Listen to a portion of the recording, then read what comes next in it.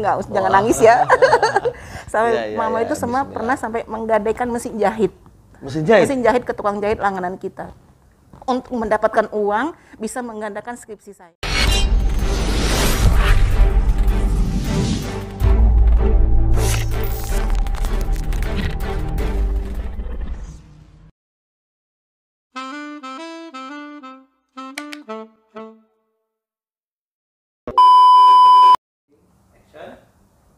Udah mulai. Bentar.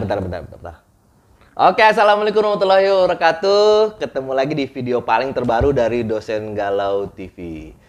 Sampai sekarang saya juga mikir sih sebenarnya Dosen Galau tuh keren nggak ya? Yang sebenarnya yang bikin keren tuh tamu-tamunya. Hari ini gua ketemu nih teman, sahabat, saudara, tukang balas-balasan komen di Facebook, yaitu Tante Ibu Mbak Wi ya. Apa kabar, Bu? Alhamdulillah baik. Oh iya, sorry. Lupa. Biar kita protokol COVID nih, jadi salah satu pakai face shield gitu kan, biar lebih oke. Saya bacain dulu, ini kemarin dikirimin di WA-nya 6 lembar kurikulum itu. Gak usah dibacain semua, ntar abis di situ aja nggak jadi ngobrol kita. Ya, jadi Mbak Wi ini adalah lulusan dari Universitas Sumatera Utara. Jurusannya malah ilmu komunikasi ya, Iya. ilmu komunikasi. Kemudian pernah jadi penyiar radio, luar biasa, makanya suaranya, aduh bagus banget. Pokoknya kalau dia diem, bagus banget suaranya gitu kan. Nah, tapi yang paling berkesan buat gue karena kenal pertama lewat dunia buku. Nah, di depan ini adalah buku-buku yang sudah dihasilkan oleh Mbak Wi. Ya. Ada berapa jumlahnya, Mbak? Ada hampir 50-an buku ya. 50? Buku. Tapi nyampur. Maksudnya nyampur itu tapi Ada kebanyakan yang buku anak-anak. buku solo. Oh, maksudnya ada yang buku Solo, ada buku Jogja, ada yang Medan. kompilasi. Oh. Kita kalau nyebutnya kalau nulis sendiri itu kan buku Oke, solo. nulis sendirinya nulis solo. Lebih banyak yang buku sendiri sih, karya sendiri. Lebih banyak karya sendiri gitu kan. Nah, kenapa nih ya pertanyaan paling pentingnya, kenapa kok mau nulis buku anak gitu loh? Atau kenapa punya hobi nulis buku? Oh, sebenarnya tadinya bukan nulis buku anak sih, Kang. Oh gitu? Tadinya nulis cerita-cerita dewasa sih, cerpen-cerpen dewasa Oh, gitu. Zaman-zaman bentar. SMA dulu. Nulis dewasa. Untuk Untuk pembaca dewasa. Kalau nulis dewasa kan kayak gini lah. pikiran orang kan.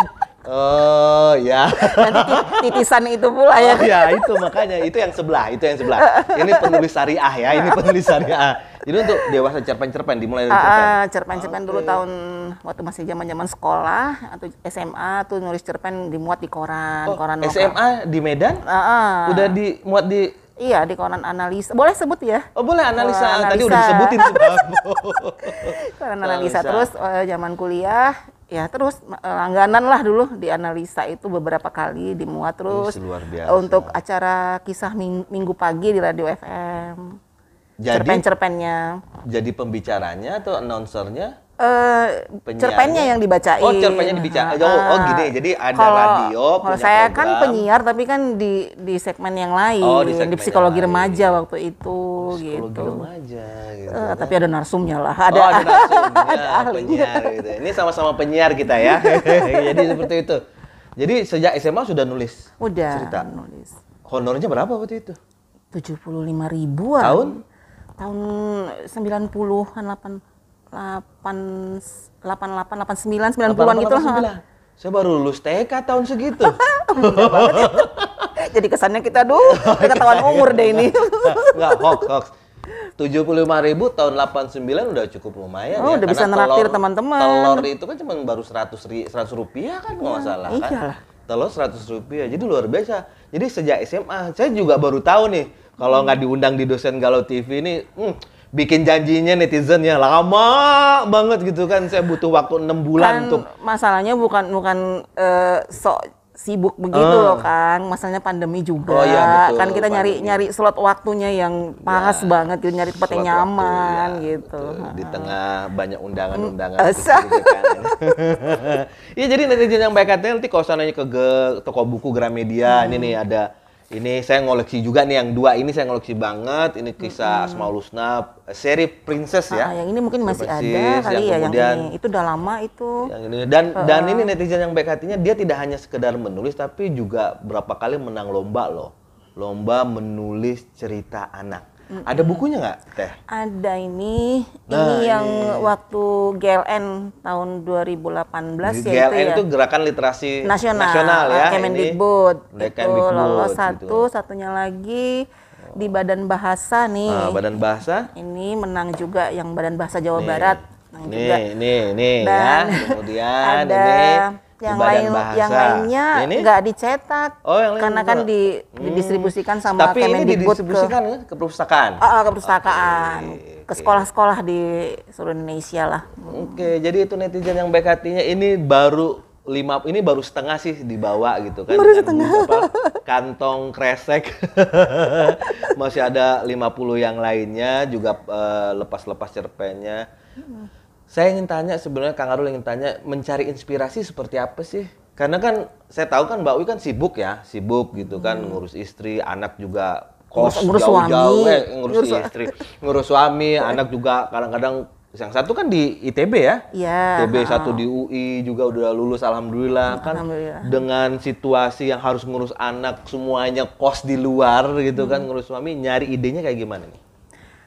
Kalau untuk cerita anak, kan memang saya kebetulan dari 2010 ya ngajar SD, Oh, SDIT, SDIT. kelas ekskul waktu Ekskul itu, jurnalistik ya, Jadi berdekatan berinteraksi dengan anak-anak itu, saya itu jadi kayak otomatis kayak ngerekam Oke. tingkah laku mereka, karakternya seperti apa, Ya, cara mereka berinteraksi seperti apa gitu loh, cara mereka berbicara seperti apa. Nanti kalau ada anak-anak yang unik gitu ya, saya jadikan karakter kadang-kadang. Oh, Saya gitu? jadikan karakter utama di cerita. Jadi observasinya langsung tuh ya, termasuk milih kayak nama orang juga ya. Ini Kayak kan, mana? ini kan Fetty Pretty nih. Fetty Pretty. Oh, ini bukan terjemahannya? Bukan. Oh, bukan. Bukan. Ini Ini Fetty Pretty itu. Fetty Pretty. Itu berapa kali ya? Dua kali cetak ya. Oh, 2 kali. Luar biasa.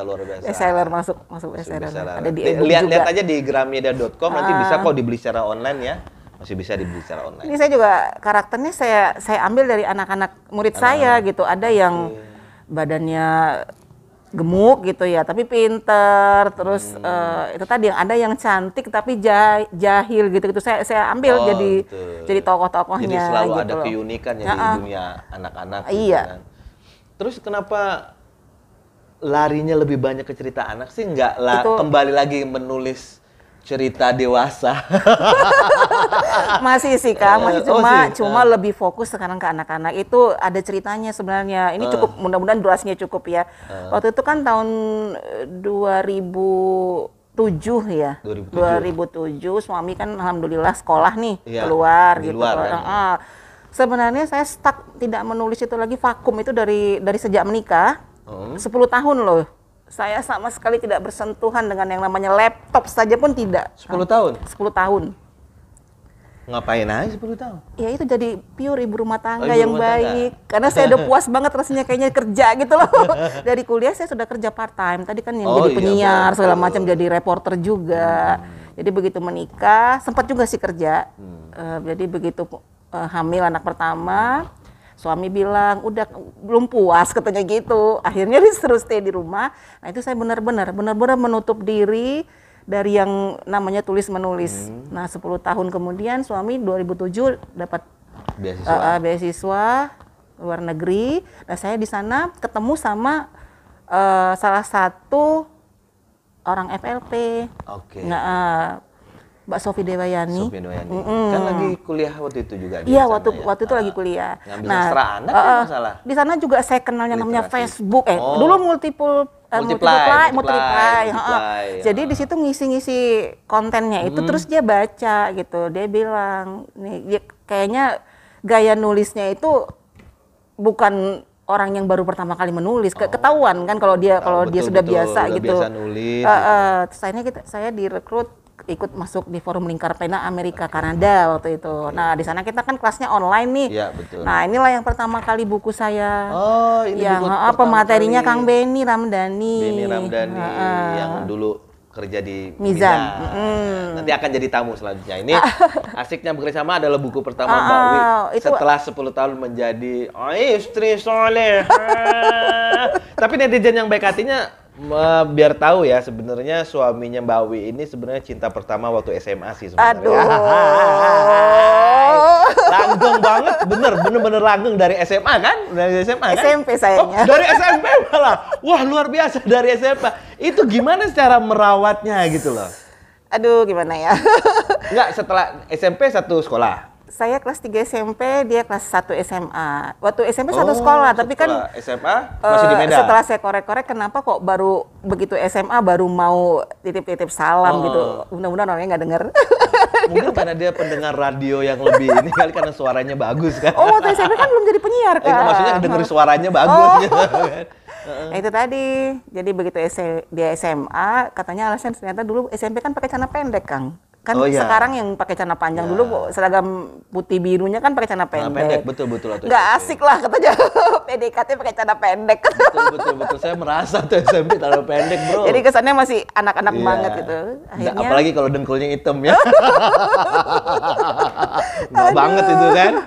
Ya itu dia. Jadi ya PDKT-nya itu waktu kelas 3 SMP, dia kelas 1 SMA. Ya udah, tapi kita bukan pacaran model anak-anak zaman sekarang begitu gitu loh. Kuliah di luar Medan? Suami? Enggak, masih di Medan juga. Dia sama-sama di USU, tapi dia dari ekonomi, aku di FISIP. Nah itu kita fakultasnya parkir sama kantinnya, parkiran dia, FE itu, sama kantinnya kita, itu bisa lihat-lihatan dari jendela.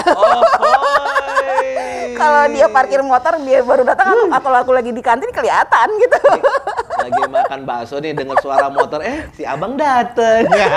Jadi pura-pura makannya jaim. Intinya nggak bisa mendua, itu aja kamu ketahuan gitu.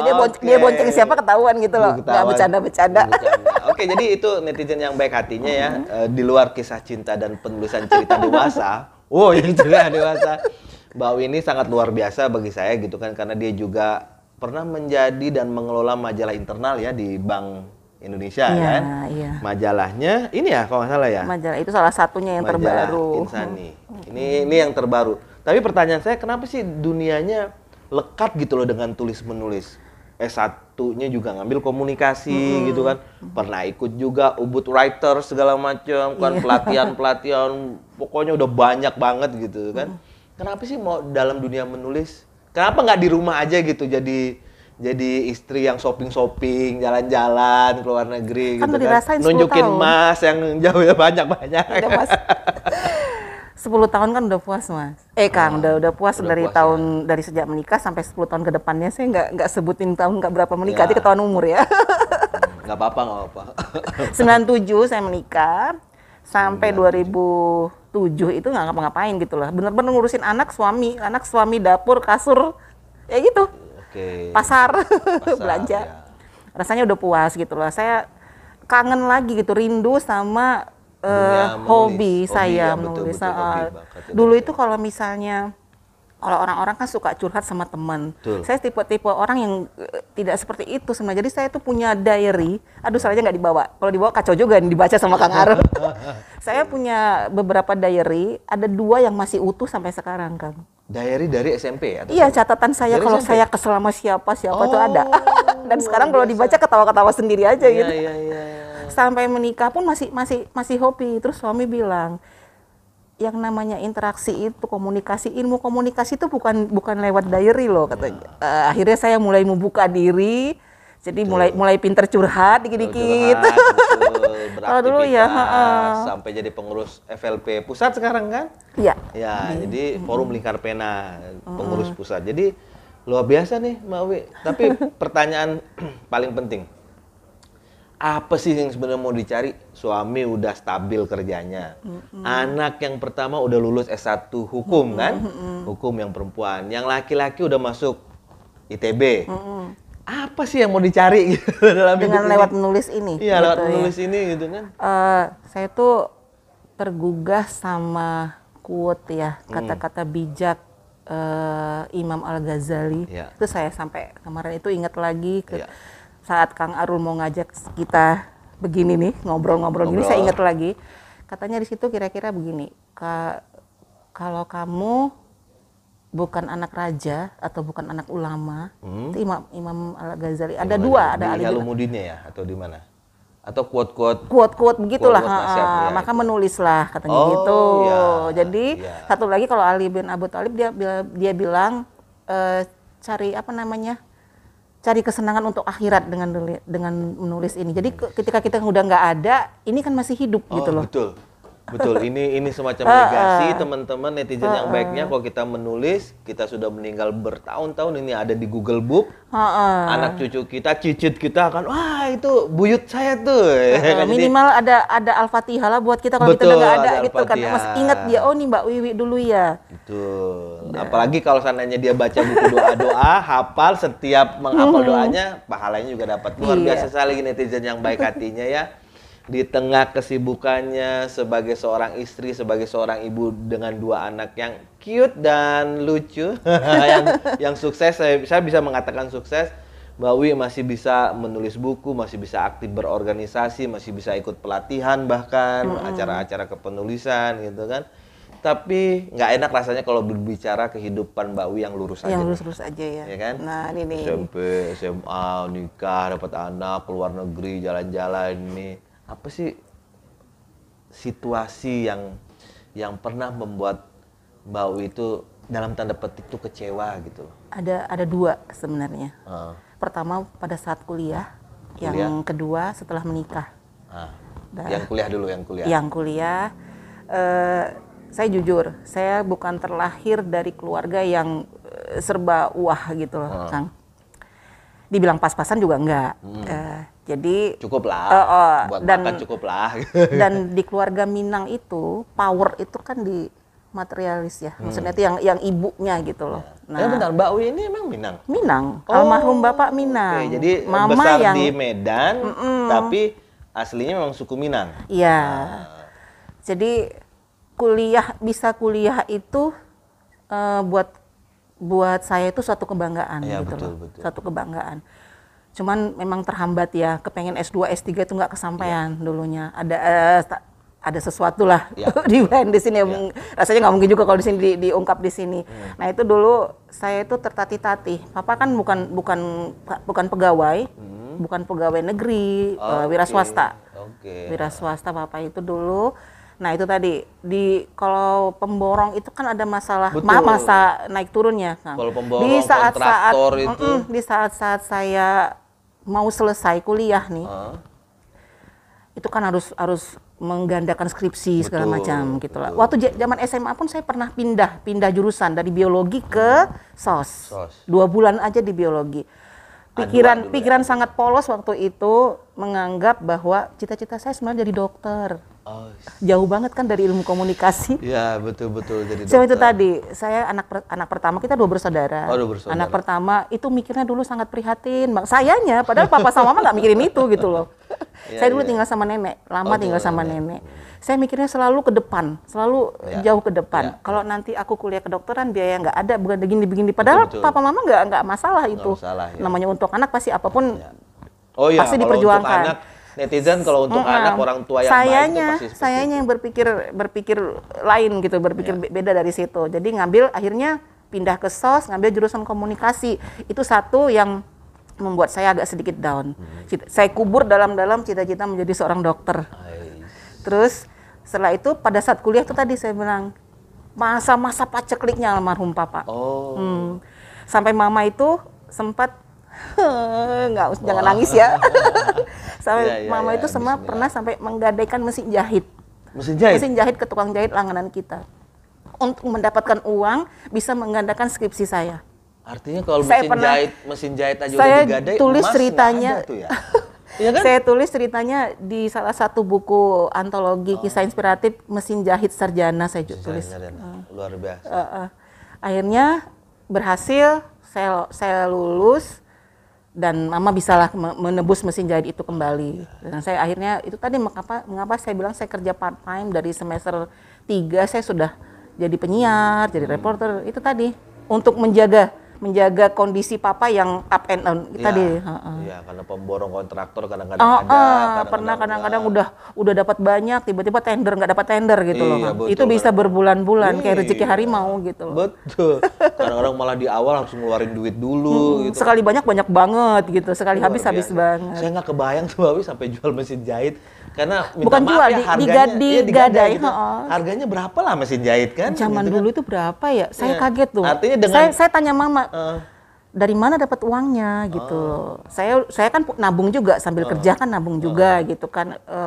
Tapi masih kurang, rasanya masih kurang. Karena mama mau bikin, kalau sudah wisuda dulu kan zamannya tasyakuran, Ya, ngundang betul, keluarga betul. gitu lah kan, buat kebanggaan banget gitu keluarga lah. gitu ya. Uak-uak semua diajak, ada acara tasyakuran dari rumah, kurang uangnya gitu kata mama. Terus saya masuk ke kamar mama, ada sesuatu yang hilang nih di kamar. Mama kan senang jahit. Ya. Mana nih mesin jahit gitu. Akhirnya mama berterus terang, iya mama gadaikan sama itu tadi lah tukang jahit ini kita. Luar biasa. Nah itu Itu yang zaman pertama. Yang kedua. yang kedua pada udah berumah tangga waktu anak tahun 2003-2004. Saya kena vertigo akut itu sampai saya terapi hampir 8 bulan ya. Itu rasanya kayaknya sudah berakhir lah hidup, sudah berakhir gitu. gitu. Sudah hopeless Itu tahun- banget ya? Sudah 2003-2004 tuh saya terapi sampai 2 kali masuk IGD di Rumah Sakit Mitra Keluarga Bekasi. Terus yang kedua kalinya saya dilariin sampai ke Rumah Sakit Pertamina. Sampai pakai penyangga leher dan disuruh kalau bisa cari second opinion ke Singapura, suruh operasi. Nah, pada saat itu saya berpikir sampai suami cari rekomendasi dokter yang bagus lah gitu, karena ini bagian leher kan, Iya, betul, berbahaya betul, banget betul. gitu. Tapi memang Allah masih sayang ya. Saya dulu kan suka nyanyi, Kang. Oh, iya. Dan satu yang buat saya menghargai banget pita suara itu di bagian leher gitu loh. Saya nggak mau nyerah dong. Iya. Kata suami, ayo kita berangkat. Aku nggak mau. Cari lagi, cek lagi dokter yang lebih ahli. Akhirnya dengan pakai penyangga leher, itu. saya ke rumah sakit RSPP.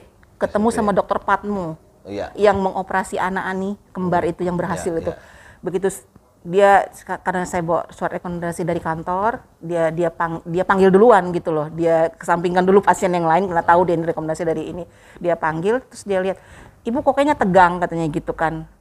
Ada apa di balik kerudungnya? Boleh nggak saya lihat? Saya buka, dia lihat. Apa itu katanya? Disuruh buka tuh penyangga. Dia yang bukain, kerek dia bukain kan. Terus, dok, mungkin sugesti kali ya. Iya, Begitu betul. tuh dilepas kayak perasaan melayang. Dia ngeliatin aja. Ditunggunya beberapa saat gitu kan. Udah tenang belum? Tenang. Tadi melayang karena apa? Sebenarnya nggak ada apa-apa dok. Saya tersugesti dengan alat ini aja gitu. Oke. Terus dia bilang, mana hasil MRI-nya? MRI. Dilihatlah Ya. di ini kan. Terus dia bilang, tidak ada apa-apa di leher ibu. Tidak ada yang perlu dioperasi. Bayangin Kang, itu 2 hari mendapatkan minta keputusan saya berangkat nggak ke Singapura. Ke Singapura, iya. Tahu Krisdayanti katanya? Iya dok, saya suka sama Krisdayanti, dia bilang gitu. Suka nyanyi, suka. Mau nggak kalau tiba-tiba kalau berangkat ke Singapura terus leher dibedel katanya gitu, Iya, terus hilang suara. Hilang suaranya. Nangis lah di situ kan. Oh. Bukan ke saya tempatnya. Dikasihlah sama dia. Coba ke dokter Widayat, saya sampai ingat sampai sekarang. Di bagian THT. Saya rekomendasikan tulis, nggak tahu lah dia nulis apa kan. Akhirnya hari ini juga ke sana. Saya pindah ke, dulu dokter Widayat di prakteknya di apa ya, Seruni yang VIP ya. Saya ke sana, saya tunjukkan, terus dibaca sama dokter Widayat, saya di posturografi. Langsung hari itu juga. Ini udah nggak ada lagi nih. Ini udah nggak ada Udah penyangga, diambil, penyanganya udah ditahan hilang. sama dokter Patmo, nggak dikembaliin ke saya untuk penyangganya itu. Naik ke atas alat, saya di posturografi, suruh mandang satu titik. Ya memang begitulah. Titik itu tadi nggak pas gitu. Titiknya ada di mana? Sebelah kanan, padahal titiknya ada di sebelah kiri. Nah, memang udah kacau nih ininya. Terus dia bilang, ibu pernah jatuh? Enggak. Terus ibu pernah bekerja yang menggunakan earphone berlama-lama, maksudnya terus. Iya, saya dulu menyiar dok. Berapa lama? 8 tahun. Nah, itu barulah ketahuan di mana salahnya. Ternyata adanya di bagian telinga. Ada saraf yang apa ya namanya ya, kayak merontok sebelum waktunya. Tadi Oke. ibu dari 100 orang, satu ibu yang nggak kuat dengan frekuensi Ya betul. yang terus-menerus ada di telinga. Nah, jadi Oke. 10 tahun ke depan, bisa 15 tahun ke depan dia menunjukkan Dia akan reaksi. muncul. Dia rontok itu. Dia Nah, muncul. rontok itulah ibu hilang keseimbangan katanya. Oke. Bayangin Kang, kalau aku Dioperasi saya pada leher. saat itu berangkat dan dipotong di leher. Nggak bisa nyanyi. Percuma alat karaoke di rumah gitu. Tapi luar biasa ya, ada hikmahnya juga ya. waktu Artinya itu kalau memang seandainya ya. kita berikhtiar tetap ada jalan kan. Itulah masa-masa saya jauh dari suami, jauh dari anak, kan terus terapi terus. Ya, terapi terus. Rasanya kayak mau mati gitu kalau sholat 2 rakaat tiba-tiba Sakit kan? mutar Iya, ya. muter kan? Sampai teriak, sampai mama diimpor dari Medan. Dia kan Mama bolak-balik. keseimbangan itu kan Mama, keseimbangan. saya nggak mau sama siapa-siapa. Suami nyolek, apaan lu? Gitu. Jadi itu, gitu. iya, dalam 1 minggu paling cuma tiga malam mau tidur sama suami. Lebih saya maunya mama, nggak mau sama yang lain. Karena mama juga Karena dulu sakit banget sih, sakit mama. banget itu ya. Saya merasa lah kalau Lagi sakit-sakit sholat saya bagian tiba-tiba leher teriak, ke atas mama gitu. lagi gitu. Oh, gitu? Itu anak-anak udah nggak saya peduliin, itu masih kecil-kecil Kang. Luar biasa. Setelah sembuh itu, alhamdulillah sama dokter Hidayat tuh terus fisioterapi terus di pakai vibrator itu kan, digetar. Alhamdulillah dites lagi, titik tadi sudah pada tempatnya.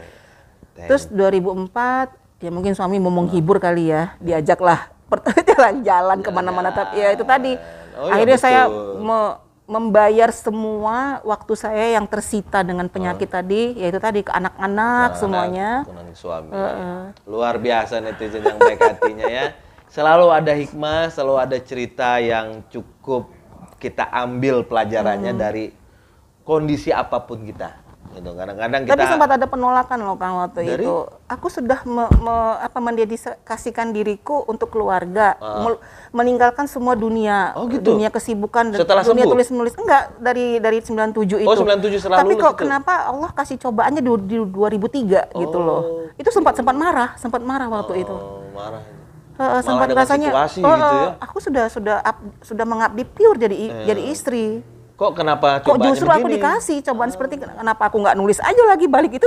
Tapi itu kegalauan itu ada sempat 2 tahun setelah sembuh, itulah berangkat ke Amerika. Mungkin itu kasih Allah buka kali ya. Ini rewardnya. Kembalilah ke duniamu. Kenallah sama Kembalilah ke duniamu. ke dunia nulis literasi maksudnya.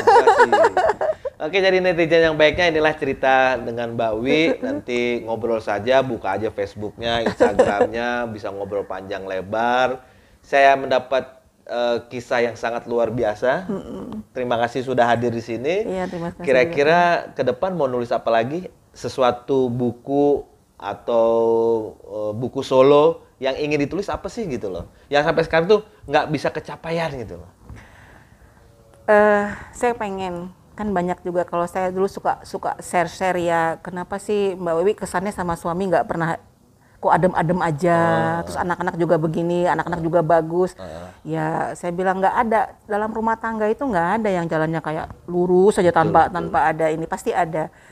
Jadi saya bilang sama suami, kita nulis bareng yuk, itu yang obsesi yang belum. Obsesi. Sudah saya buat outline-nya, waktu kita jalan-jalan ke New Zealand kemarin, itu kita sudah sepanjang perjalanan tuh saya kasih ide. Jangan ngomongnya kita dong. Waktu kami Oh, jalan-jalan. Kalau kita nanti saya diajak gitu.